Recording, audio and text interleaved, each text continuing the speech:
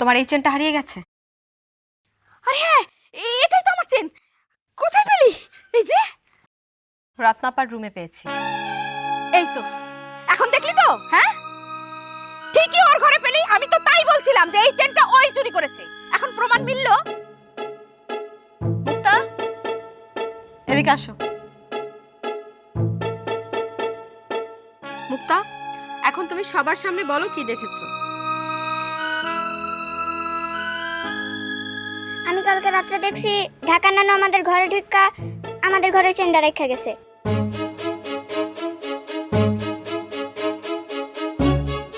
কোনটা? ওই চেনটা? বিয়াইন, আপনি আমার অসহায় মায়ের চোর বানাইলেন। কি ব্যাপার, এখন চুপ করে আছেন কেন? বলেন, আমার বোনটাকে চোর বানাইলেন কেন? বলো মা, উত্তর দাও।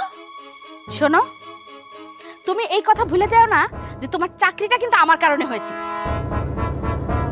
আমি কিছু ভুলি নাই, কিন্তু আপনি ভুল জানেন।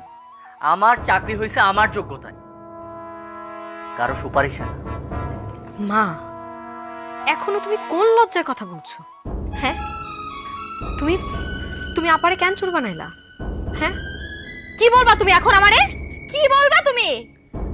আমার সুখের জন্য করছো, আমার ভালোর জন্য করছো, সেসব বলবা? আমি তোমাকে অনেকবার বলছি না মা যে আমার সংসার নিয়ে, আমার স্বামী, আমার শ্বশুর শাশুড়ি নিয়ে তোমার চিন্তা করতে হবে না, আমি অনেক ভালো আছি। কথা আছে না, যে সংসারে মা চালাক সে সংসারে মেয়ে তালাক। আজকে তো সেটা ঘটে গেল মা। এই যে তোমাদের মতো মায়েদের কারণে আমাদের মতো মেয়েদের সংসার টিকে না, ঠিক মতো আমরা সংসারের সুখে শান্তিতে জীবনযাপন করতে পারি না।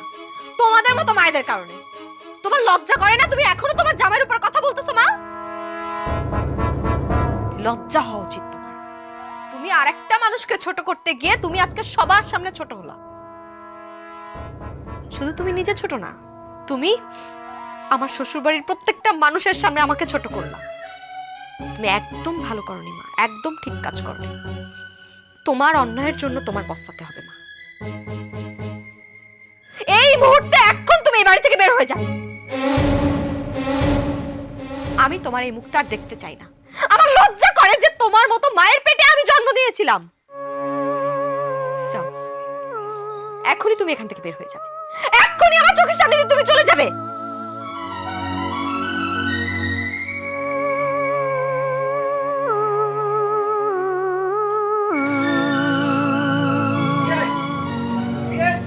বোমা বোমা বিয়াইনটা ঠেকাও, উনি আমাদের মেহমান।